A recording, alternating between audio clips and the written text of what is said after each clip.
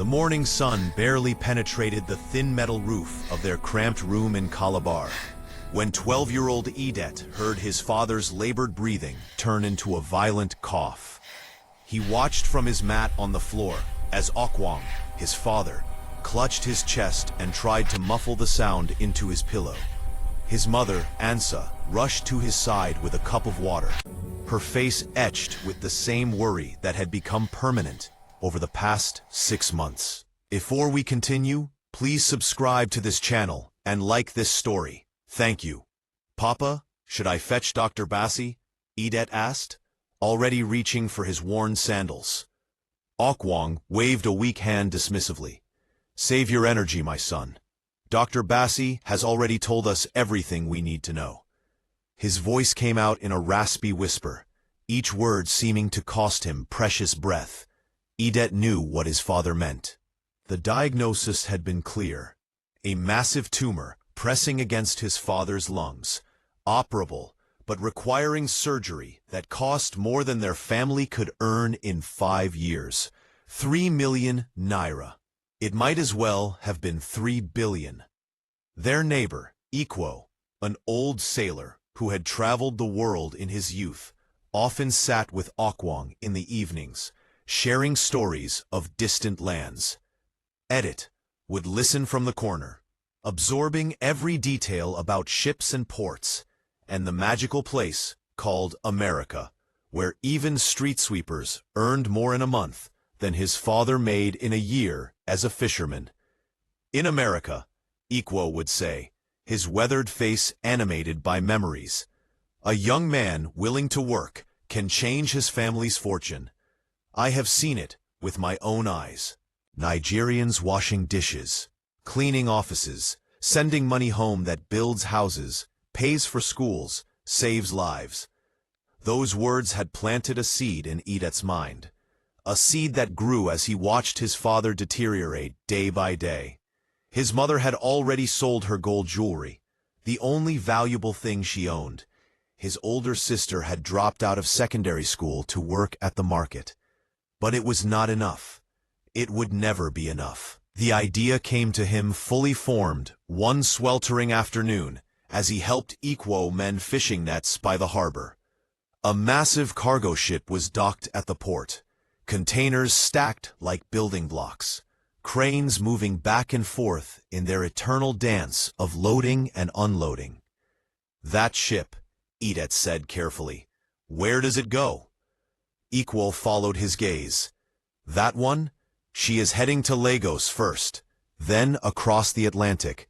Final destination is New York. If I remember the schedule correctly. New York, America, the place where miracles happened. How long does it take to cross? Ikwo studied him with sharp eyes that had seen too much of the world to be fooled by casual questions. 3 weeks, maybe 4, depending on weather and stops. Why do you ask, small boy? Edet shrugged, trying to appear innocent. Just curious. I want to travel someday. Travel requires papers, Edet. Passport, visa, money for ticket. Without these things, a man is just a prisoner of his birthplace. Ikwo paused, then added quietly, I have heard stories of desperate young men who hide in containers, trying to stow away. Most of them die of heat, suffocation, or starvation. The ones who survive often get arrested and deported. It is a fool's dream. But Edet was already dreaming that fool's dream. That night, he lay awake on his mat, listening to his father's troubled breathing, calculating and planning. He was small for his age, thin from too many meals skipped to save money for medicine. He could fit in spaces others could not. He was smart, resourceful, and most importantly, he was desperate. Over the next 2 weeks, Edet became a shadow at the port. He studied the patterns of the security guards, noting when they took breaks, where they focused their attention, which sections of the fence had been damaged and poorly repaired. He learned which ships were bound for America by befriending a young clerk who worked in the shipping office, trading fresh fish from his father's nets for information. He stole food from their meager supplies, hiding dried fish, gari, and groundnuts in a small bag. He took his father's old water bottle and filled it whenever he could, teaching himself to drink tiny sips to make it last. He found a rusty knife and sharpened it on stones, thinking it might be useful for opening containers or defending himself. Ansa noticed her son's distraction, but attributed it to worry about his father. Okwang was now too weak to leave his mat most days, and Dr. Bassi had quietly told Ansa that without the surgery, her husband had perhaps 2 months left, maybe 3 if they were lucky. "Mama," Enid said one evening, as they prepared a thin soup for dinner, "if you could have anything in the world, what would it be?" Ansa smiled sadly, stirring the pot. "One thing, my son, your father's health. Everything else is just details. What if I could get the money for Papa's surgery?" She laughed, but there was no humor in it. "Then you would be a magician, and we would call you miracle worker." She touched his cheek gently. "Do not torture yourself with impossible thoughts. Edit. We do what we can with what we have. That is all anyone can do." But Idet had already decided that what they had was not enough, and he would have to reach for the impossible. The ship he had chosen was called the MV Atlantic Horizon. According to his friend at the shipping office, she would depart in 3 days, carrying containers of cocoa, textiles, and machinery parts. Her route would take her directly to New York, with only one stop in Ghana for additional cargo. 3 weeks, maybe less, if the weather held. Idet spent those 3 days saying silent goodbyes. He held his father's hand longer than usual, memorizing the rough calluses from years of pulling fishing nets. He helped his mother cook, watching how she moved around their small space with practiced efficiency. He hugged his sister and told her she was brave for dropping out of school, though she just looked confused by his sudden sentimentality. On the last night, Ikwo found him sitting by the water, staring at the ships. "You are going to do something foolish," the old sailor said, sitting down beside him with a grunt. It was not a question. Edet said nothing. "I cannot stop you. Young men have been doing foolish things since the beginning of time. It is in your nature." Ikwo pulled out a small bundle wrapped in cloth and handed it to Edet. "But if you must be foolish, be smart about it. This is dried meat, properly preserved. It will last longer than your fish. And this," he produced a small plastic bottle, "is iodine tablets. 1 tablet will purify a liter of water. Steal water if you find it. Make it safe to drink." Edet took the bundle with trembling hands. "You knew? I was young once. I too loved my father. I too thought I could save the world." Ikwo stood up, bones creaking. "The containers heading to America. Look for ones with air vents. Avoid refrigerated units. You will freeze. Avoid sealed units. You will suffocate. Find one that carries dry goods, machinery, anything that will not fill the entire space. And pray, boy. Pray harder than you have ever prayed in your life." "Thank you, uncle." "Do not thank me yet. You may curse my name before this is over." Ikwo walked away, then stopped and called back. "Your father is proud of you. Make sure he has reason to stay proud." The next morning, before dawn, Edet left his home. He did not wake anyone. He could not bear to see their faces or to lie about where he was going. He left a note, written in his careful schoolboy handwriting. "Gone to find work. Will send money soon. I love you. Edet." The port was quiet in the pre-dawn darkness. Just a few workers preparing for the day's loading. Edet slipped through the damaged section of fence he had identified, his small bag clutched to his chest. His heart hammered so loudly he was certain everyone could hear it. The MV Atlantic horizon loomed before him, a mountain of steel and rust. Containers were already being loaded by the massive cranes, their engines rumbling like sleeping giants. Edet moved through the shadows, searching for his opportunity. He found it in a blue container marked for machinery parts, positioned near the bottom of a stack waiting to be loaded. The door was still open, being checked by a supervisor with a clipboard. Edet waited, barely breathing, as the man examined the contents and made notes. When the supervisor turned to argue with a crane operator about loading sequence, Edet moved. He was inside the container in seconds, scrambling behind a row of crated engine parts, squeezing into a narrow space that would have been too tight for an adult. The metal floor was already hot from the rising sun. He pulled his bag close and made himself as small as possible. Voices approached. The supervisor was back, giving orders. The container door swung closed, with a metallic groan that sounded like a death sentence. Darkness swallowed Edet completely. He heard the latches being secured from outside, the heavy thunk of locks sliding into place. Then came the lurch, as the crane lifted the container. Edet's stomach dropped, as they rose into the air, swinging slightly. Then the jarring impact, as the container was placed onto the ship. More sounds followed, other containers being stacked nearby, workers shouting instructions, the general chaos of loading operations. Then, slowly, the sounds faded. Hours passed. Edet's legs cramped in his tiny space, but he did not dare move. He heard the ship's engines rumble to life, felt the vibration through the metal walls. The MV Atlantic horizon was preparing to depart. As the ship pulled away from the dock, Edet allowed himself one small sip of water.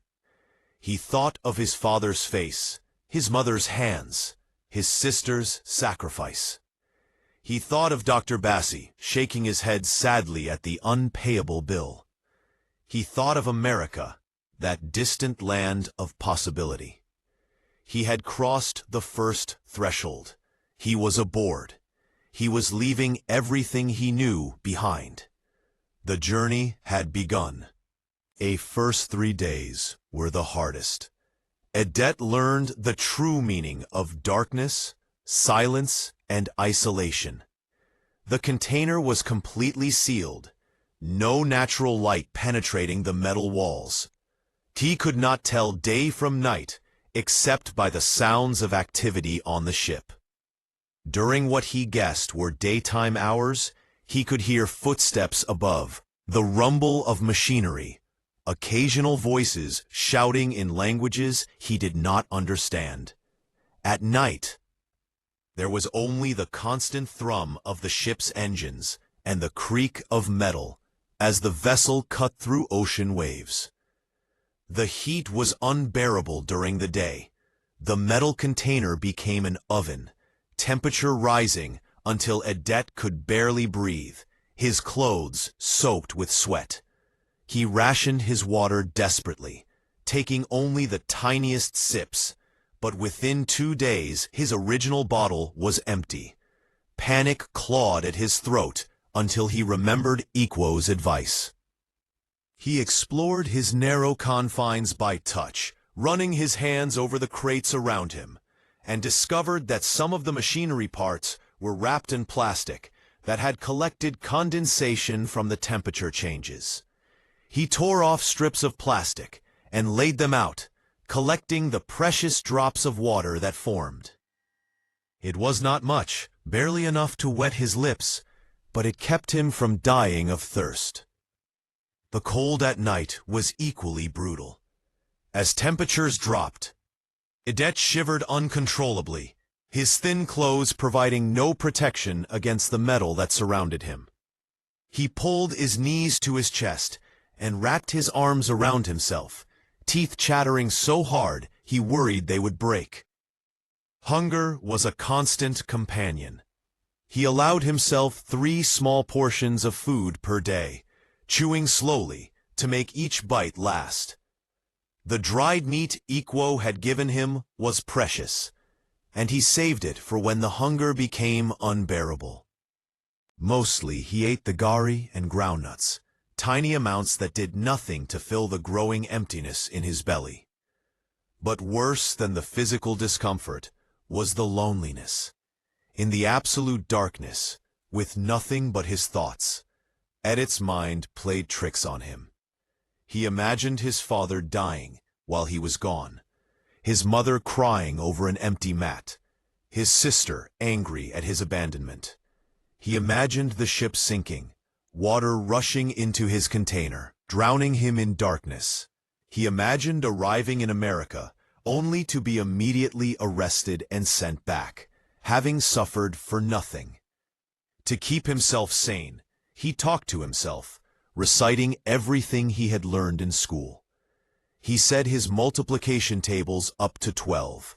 He recited Bible verses his mother had taught him. He sang songs in whispers, hymns from church, and popular songs from the radio. He told himself stories about what he would do in America. "I will find work washing dishes," he whispered to the darkness. "Any work. I will save every kobo, every cent. I will send money home. Papa will have his surgery. He will breathe freely again. Mama will smile. My sister will go back to school. We will be okay. We will be okay." On the 4th day, the ship stopped. Edit's heart raced. Had they arrived already? Was this America? But then he heard different voices, different languages, and realized they must be at the Ghana port Ikwo had mentioned. He heard containers being moved, the groan of the cranes at work. For a terrifying moment, he thought his container might be taken off the ship, but it stayed in place. New containers were loaded, more weight added to the ship, and then they were moving again. The Atlantic crossing was endless. Edit lost track of the days. Without light, without regular meals, without any way to mark time, everything blurred together into one long nightmare of heat, cold, hunger, thirst, and crushing solitude. His body began to weaken. His muscles cramped from being confined in such a small space. His lips cracked and bled. His stomach cramped with hunger pains that made him double over. During what he thought was the end of the 2nd week, a storm hit. The ship pitched and rolled violently.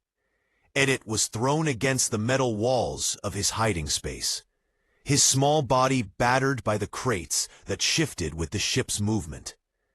He wedged himself as tightly as possible between 2 larger crates, bracing himself with his hands and feet, trying to avoid being crushed. The storm lasted for hours, maybe a full day. He vomited from the motion, losing precious fluids and what little food was in his stomach. When the storm finally passed and the ship steadied, Edit lay in his own filth, too weak to clean himself properly. He had a small roll of paper he had brought for this purpose, but in the darkness, maintaining any hygiene was nearly impossible. He stank, he hurt, and for the first time, he wondered if he would die in this metal coffin. "Papa," he whispered, "I am sorry. I tried. I wanted to save you." But then he remembered his father's face, the way Okwong had always pushed himself to go fishing, even when his body rebelled, how he had never complained, even as the illness ate away at him. His father was a fighter. If Edit gave up now, if he let himself die in this container, it would dishonor everything his father had taught him about persistence and courage. Idet forced himself to sit up. He used the last of his cloth scraps to clean himself as best he could. He took a tiny sip of the condensation water he had collected. He ate 3 groundnuts, chewing each one slowly, methodically. He began to do small exercises in his confined space, stretching his cramped muscles, rotating his joints, keeping his body from completely atrophying. He also began to prepare for arrival. He had no idea what America would be like, but he knew he needed a plan.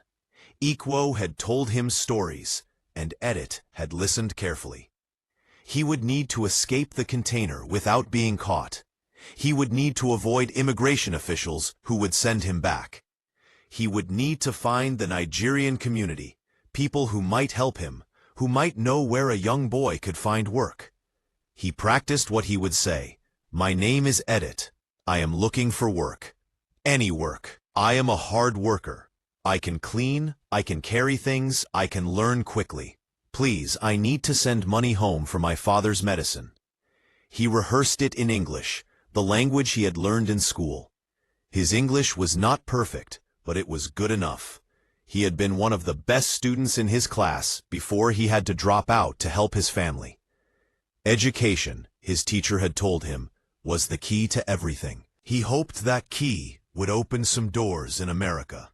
On what he estimated was the 18th or 19th day, Edet realized he was running out of food. He had 3 small portions left, maybe enough for 2 more days if he was very careful. His water situation was slightly better because he had gotten better at collecting condensation, but he was severely dehydrated. His skin was dry and flaky, his eyes sunken, his body so thin he could count every rib. He thought about his mother's cooking, the rich smell of her jollof rice, the way she made pepper soup with fresh fish, the taste of ripe plantains fried in palm oil. His stomach clenched painfully at the memories. He wondered if he would ever taste her cooking again. The ship's rhythm changed on the 20th day. Edet felt it slow down, heard different sounds, more activity on deck. His heart began to pound with a mixture of hope and terror. Were they approaching land? Was this finally America? The activity increased over several hours. The ship came to a complete stop. Edet heard the rumble of the engines change pitch, then fall silent.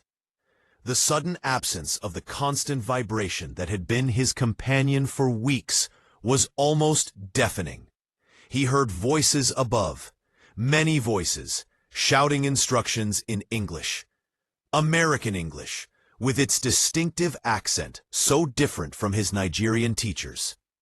They had arrived. Edet's hands shook as he gathered his small bag. He had made it. Against all odds, through heat and cold and hunger and storms, he had crossed the Atlantic Ocean. He was in America. But his ordeal was not over. Now came perhaps the most dangerous part, getting off the ship without being discovered. He heard containers being moved. The crane operations had started. His container lurched as something nearby was lifted away. He braced himself, waiting. Hours passed. More containers moved. The sounds came closer. Then his container shuddered. They were moving it. The sensation of being lifted was familiar now. But knowing that on the other side of these metal walls was America made it different. The container swung slightly in the air, then descended. A solid thump told him he had been set down. On land. American land. Edet allowed himself a smile in the darkness. He had done the impossible. But the door remained locked. He heard workers moving around outside, heard trucks starting up, heard the general chaos of a busy port. He would have to wait for the right moment. If the container was opened immediately and he was discovered, everything would have been for nothing. Time passed. The sounds gradually diminished as evening came. Edet knew because he heard a worker say to another, "Last one for today. We will finish unloading this section tomorrow morning." tomorrow morning. That meant tonight, the port would be quiet. That would be his chance. He pulled out the rusty knife he had brought, the one he had sharpened so carefully. In movies, people could pick locks or force doors open with knives. Edit had no such skills, but he had to try. He felt his way to the container door in complete darkness, running his hands over the metal seams, searching for any weakness. He found the latch mechanism and tried to work the knife into the crack, hoping to somehow trigger it from the inside. The knife was too thick. He tried different angles, different approaches. Nothing worked. Frustration mounted. He had come so far, he could not be trapped here, not when freedom was just beyond this metal wall. Then he remembered the air vents. There had to be ventilation holes somewhere in the container, small ones to prevent complete air seal. He searched systematically, running his hands over every surface he could reach in his cramped space. Near the top of the container, he found them. Small holes drilled in a pattern, each about the size of his thumb. Edit climbed onto the crates, balancing carefully, and peered through one of the holes. Darkness outside too, but a different darkness. He could see lights in the distance, hear sounds of the city beyond the port. Fresh air flowed through the holes, sweet air that smelled of freedom, of possibility, of hope. He worked at the hole with his knife, trying to enlarge it. The metal was thick and his knife was not strong, but desperation gave him strength. He scratched and pried, bit by bit. The knife slipped and cut his palm deeply. Blood ran down his arm, but he barely noticed, wrapping his hand in cloth and continuing his work. It took hours. By the time the hole was large enough for his thin arm to fit through, his hands were bloody and his arms ached. But he could reach the outside of the container now. He could feel the latch mechanism from the other side. It still took another hour of manipulation, of careful prodding and pulling with his cut and cramped fingers, but finally, he felt the latch give. The mechanism clicked. The lock disengaged. Edette climbed down from the crates and pushed against the door. It swung open with a rusty squeal that sounded impossibly loud in the quiet night. Cool American air rushed in, bringing with it the smell of diesel and salt water and something else. Something he could not quite identify, but that felt like promise. Edette emerged from the container like a ghost rising from a tomb. His legs nearly gave out after weeks of confinement, and he had to grab the container's edge to steady himself. The night air of New York was cold, much colder than any night in Calabar, and he shivered despite his excitement. His eyes, accustomed to weeks of absolute darkness, struggled with even the dim lights of the port. The port was vast, much larger than the one back home. Rows upon rows of containers stretched in every direction, creating a maze of steel and shadow. In the distance, he could see buildings lit up against the night sky. More lights than he had ever seen in his life. So many buildings, so tall, they seemed to touch the clouds. This was America. This was the land of dreams. But first, he had to escape the port without being caught. Edette moved like a shadow, keeping low, darting from container to container. His small size and his weeks of studying port security back home gave him an advantage. He knew how guards thought, where they would look, where they would not expect someone to be. He was patient, waiting when he heard voices, freezing when lights swept past, moving only when safe. It took him over an hour to cross the port to the fence. This fence was much more sophisticated than the one back home. Tall chain link, topped with barbed wire. But Edet had studied it from inside the container through his small hole.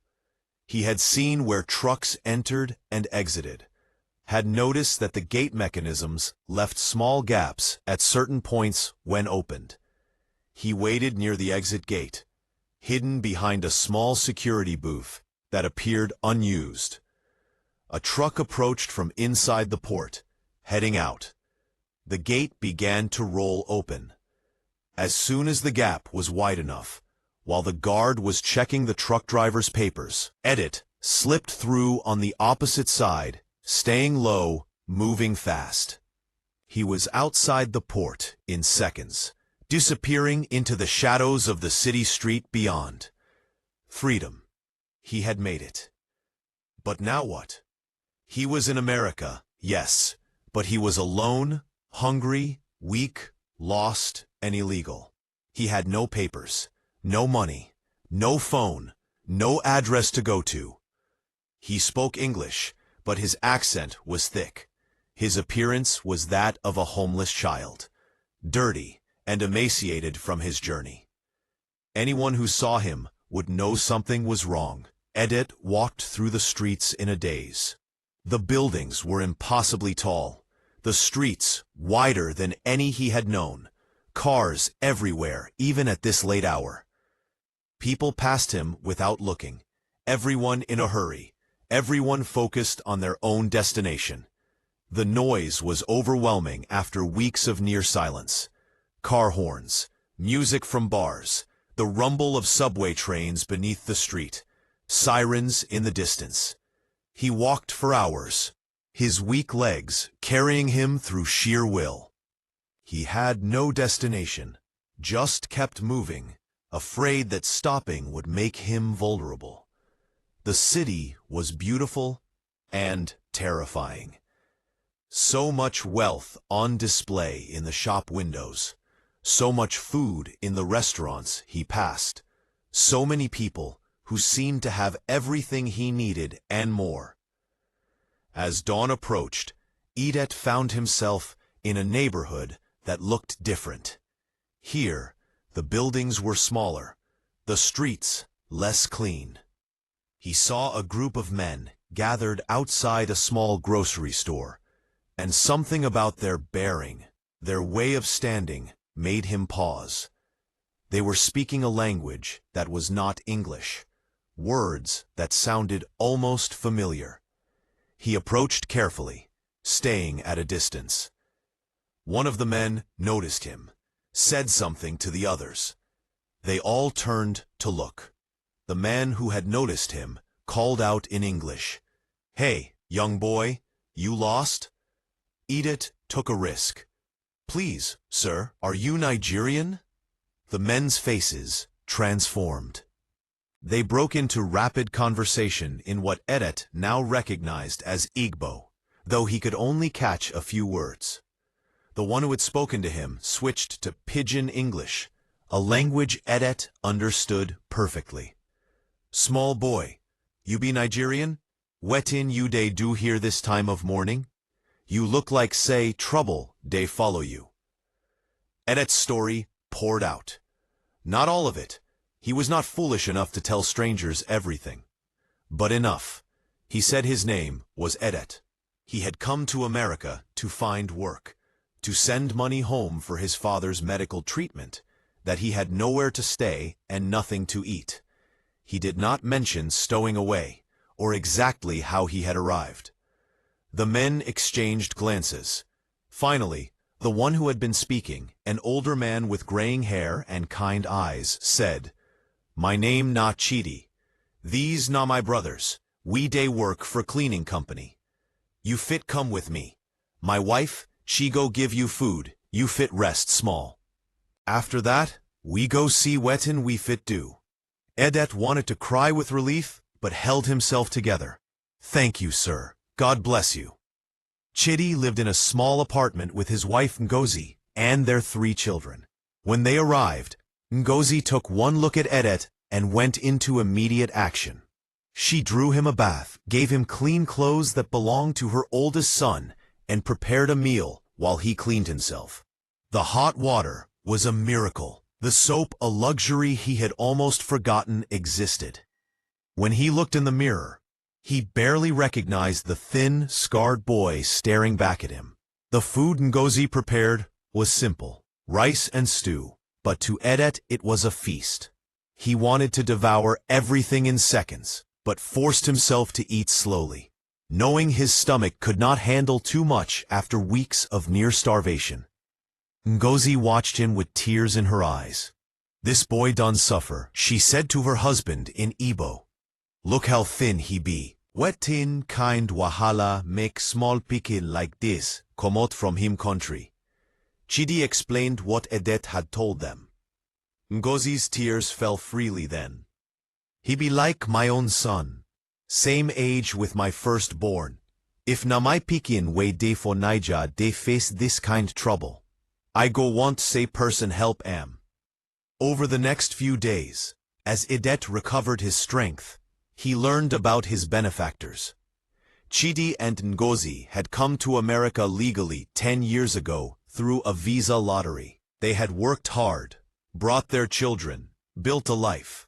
Chidi worked for a commercial cleaning company, cleaning office buildings at night. Ngozi worked in a nursing home as an aide.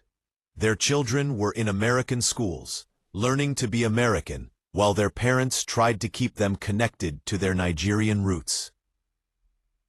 They understood why Edet had come. They knew about family members back home depending on remittances, about medical bills that could not be paid, about the desperate calculations that led people to take impossible risks. They did not judge. They helped. "I fit teach you how to clean," Chidi told Edet after he had rested for 3 days. "Na simple work but e dey pay. The company I dey work for, dem no dey ask too many questions. Plenty Africans dey work there, some with papers, some without. If you strong and you work hard, dem go pay you cash every week." Edet learned fast. Cleaning office buildings was harder than it looked. There was a technique to mopping floors efficiently, to cleaning bathrooms thoroughly, to dusting and vacuuming and making everything shine. But Edet was motivated like no one Chidi had ever trained. He worked tirelessly, staying late to perfect his technique, volunteering for the most difficult tasks, never complaining. Within 2 weeks, he was being paid $50 a night for 4 hours of work. It was not much by American standards, but to Edet, it was a fortune. $250 a week, $1,000 a month. That was nearly $500,000 naira. In 6 months, maybe 7, he could save enough for his father's surgery. He lived with Chidi and Ngozi, paying them a small amount for food and shelter, but saving almost everything else. He slept in the living room, on a couch that was more comfortable than any bed he had ever known. Ngozi fed him her cooking, helping him rebuild the weight he had lost. Her children accepted him as an older brother, teaching him American slang, helping him understand this new world. But even as his body healed and his life stabilized, Edet was desperate for news from home. He had no way to contact his family. He had no phone, and calling Nigeria was expensive. He could not write letters because he had no address to give for replies, and no way to receive mail as an illegal immigrant. Chidi solved this problem by letting him use his phone to call home. But they had to wait 2 months first.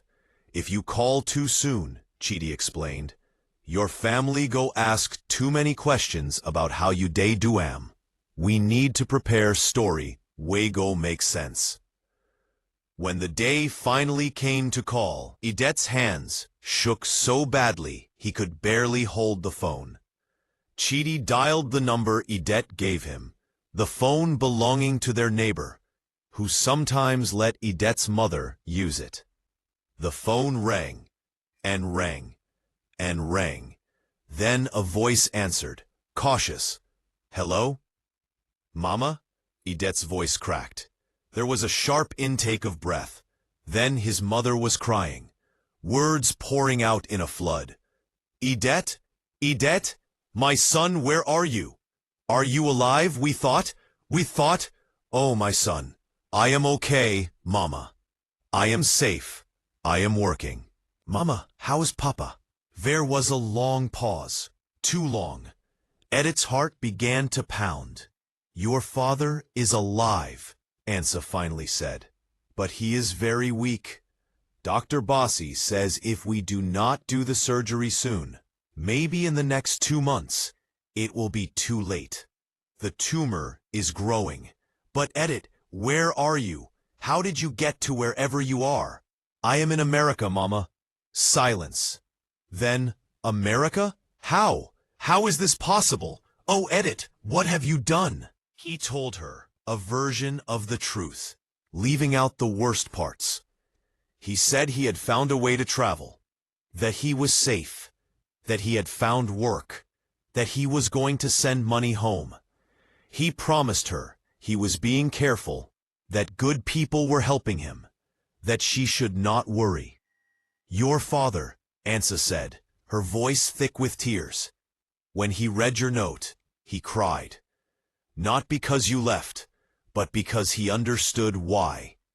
He says you are his brave son. He says you should come home, that no surgery is worth losing you.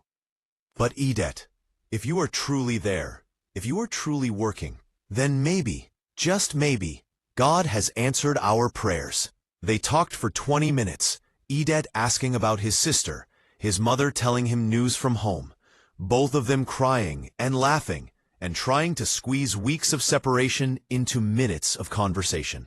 When they finally hung up, Edette felt both better and worse. Better because he knew they were alive, waiting for him. Worse because he heard the weakness in his mother's voice, the underlying desperation she tried to hide. 2 months, Dr. Bassi had said. Edette had been working for 2 months and had saved nearly $4,000. He needed at least another $6,000 for the surgery, maybe more to cover complications and recovery. That meant 4 more months minimum, probably 5 or 6 to be safe. Would his father last that long? Edette became a machine. He worked every shift Chidi could get him, begging the supervisor for extra hours. He began working at 2 different buildings, running between them to maximize his time. He ate less to save money, ignoring Ngozi's protests. Every dollar mattered. Every cent was a second more of life for his father. He found additional work during the day, small jobs that other Nigerians in the community passed along. He helped someone move furniture for $20. He carried groceries for an elderly Ghanaian woman who gave him $15 and a meal. He washed cars in a parking lot, earning $5 per car. He worked 16, sometimes 18 hours a day, sleeping only 4 hours before starting again. Ngozi worried about him. Edith, you go kill yourself with this kind work. Rest small. But Edith could not rest. Every night, before sleeping, he calculated how much he had saved, how much more he needed, how many more weeks until he could send the money home. The number decreased slowly, agonizingly slowly. 4,000 became 5,000. 5 became 6. The weeks dragged by. He called home every 2 weeks, and each call brought new worry. His father's condition was deteriorating. His voice on the phone grew weaker. His mother tried to sound hopeful, but Edith could hear the fear. Soon, Mama, he promised. Very soon. During his 5th month in America, something changed. Chidi's supervisor, a gruff American man named Frank, who had warmed to Edith's work ethic, approached him one night. Kid, Frank said, you're the best worker I've got. Always on time, never complain, work twice as fast as anyone else. I want to give you a supervisor position, $30 an hour instead of $12. You'd oversee the night crew at the downtown office building. $30 an hour. The number made Edith's head spin. That was $240 a night. Over $1,000 a week. He could reach his goal in just 2 more months instead of 5. But there was a problem. "I need to run a background check," Frank said. "Just company policy. I need your social security number and work authorization." Edith's heart sank. He had neither. He was illegal. Working under the table, invisible in the system. A background check would reveal everything and get him deported. I cannot," Edith said quietly. Frank looked at him for a long moment. "Yeah," he said finally. "I figured. Look, kid, I don't know your story, and I'm not asking. But I know hard work when I see it. I'll keep you on at the regular rate, and I'll make sure you get as many hours as you want. That's the best I can do." "Thank you, sir. That is more than enough." It was not enough, but it was what he had. Idet pushed himself even harder. He began to lose weight again, despite Ngozi's cooking. His hands developed permanent calluses. His back ached constantly. Dark circles appeared under his eyes. But the number in his hidden savings grew. 7,000, 8,000, 9,000. On the first day of his 7th month in America, Idet's phone rang while he was sleeping. It was early afternoon, and he had only been asleep for 3 hours after a long night shift. He answered groggily, saw Chidi's number, wondered why Chidi was calling during the day. But it was not Chidi. It was his mother's voice, speaking through Chidi's phone in a call that Chidi must have set up as an emergency contact. "Idet," Ansa said, and her voice was broken. "Your father, last night, he collapsed. He cannot breathe. Dr. Bassi says if we do not operate within the week, he will die. But we still do not have all the money. We have some from what you sent, but not enough. Edit. I am losing him. I am losing your father." Edit checked his savings. $9,300. He needed at least $10,000 for the full surgery and recovery costs, but $9,000 might be enough for the surgery itself if they were careful with expenses. "Mama, listen to me. Tomorrow morning I will send the money. All of it. You tell Dr. Bassi to prepare for surgery. Tell him the money is coming. Tell Papa to hold on 1 more week. Tell him his son kept his promise." He spent that day arranging the transfer. Sending money to Nigeria was complicated, especially when you had no identification or bank account. But the Nigerian community had systems for this. Informal networks built on trust. A man named Emeka ran a small business sending remittances home. He charged a high fee, 15%, but he was reliable and fast. Idet handed over $9,300 in cash, money he had earned through 7 months of backbreaking work, through sacrifice and suffering. Emeka counted it carefully, wrote out a receipt, and promised the money would arrive in Calabar within 48 hours. "Your people go receive am," Emeka assured him. "I go call you when dem confirm." Those 48 hours were the longest of Idet's life. He could not eat, could not sleep, could barely work. He checked his phone constantly, waiting for the call. Chidi and Ngozi tried to comfort him, but there was no comfort to be found.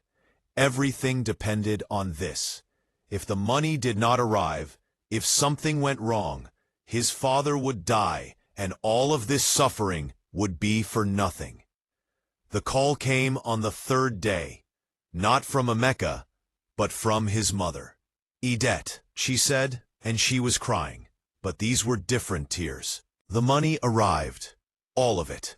Dr. Bassi has scheduled the surgery for tomorrow morning. Your father, when I told him, he cried. He said to tell you that you are the bravest person he knows. He said to tell you that he is proud. He said to tell you that he will survive this surgery because he has to live long enough to hug you again." The surgery took 8 hours. Edit did not work that day. He could not. He sat in Chidi's living room, staring at his phone, praying in every way he knew how. Ngozi sat with him, holding his hand, her own prayers mixing with his. Chidi's children, who had come to love their temporary older brother, brought him food he could not eat and water he could not drink. When the phone finally rang with news, Edit's hand shook so badly that Ngozi had to answer it for him and put it on speaker. It was Dr. Basi's voice. The surgery was successful. We removed the entire tumor. Your father is in recovery. He is weak, but his vital signs are stable. He is breathing on his own. Edet, you saved your father's life. Edet collapsed, not from exhaustion or hunger, but from relief so profound it took the strength from his legs. He knelt on the floor of Chidi's living room and wept like he had not wept since he was a small child. Ngozi knelt beside him, weeping too, and Chidi joined them, and they were all crying and thanking God and holding each other. His father was alive. The surgery was successful. He had done it. Against all odds, against every reasonable expectation, a 12-year-old boy from Calabar had crossed an ocean, survived in a foreign land, worked himself to exhaustion, and earned enough money to save his father's life. 2 weeks later, when Okwang was strong enough to speak on the phone, he called his son. Edet, his father said, his voice still weak, but clear, without the rattle and wheeze that had haunted it for so long. My son, my brave, foolish, wonderful son. Papa, you are breathing! Yes, I am breathing, thanks to you. Okwang paused. But now you must listen to me. You have done enough. You have saved my life. Now it is time to think about your own future. You cannot stay in America as an illegal worker forever. You are young. You should be in school. You have proven you are smart and brave. Use those gifts properly. But Papa, I am helping. I am sending money home, and we are grateful. But Edet, we want our son back more than we want money. We want you to have a real life, not to live in shadows. Chidi has told me how hard you work, how little you sleep. This is not the life I want for you. They talked for over an hour.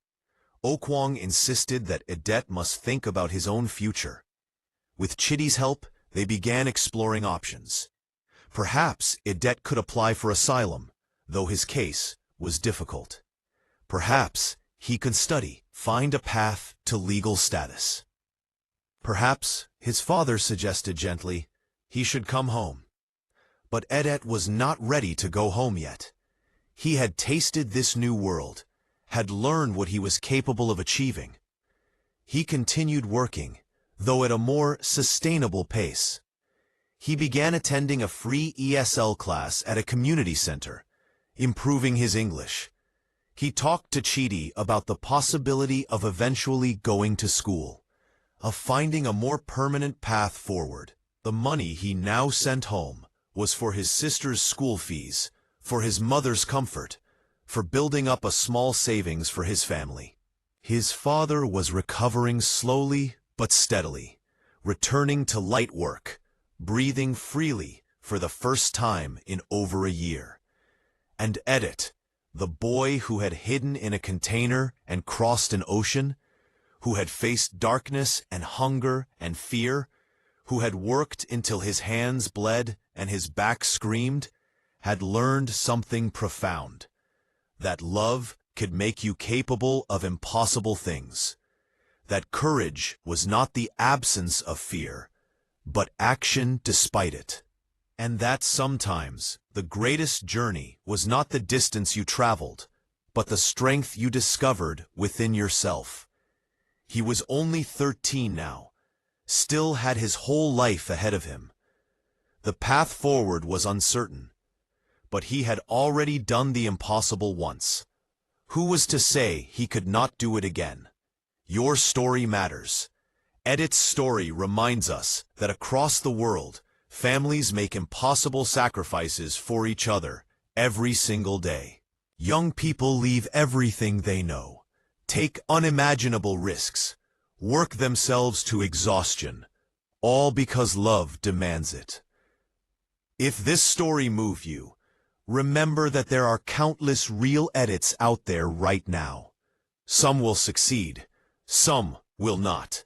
All of them are someone's child, someone's hope, someone's future. What you can do: support immigrant communities in your area who help newcomers find their footing. Advocate for healthcare access so families never have to choose between bankruptcy and losing a loved one. Share this story to remind others of the human cost behind every immigration statistic. Volunteer with organizations that assist refugees and immigrants with job training, language skills, and legal support. Donate to medical charities that provide surgeries and treatment to families in developing countries who cannot afford care. Every journey begins with a single step. What step will you take today? Remember, behind every immigrant story is a family's love, a child's courage, and a dream of a better tomorrow.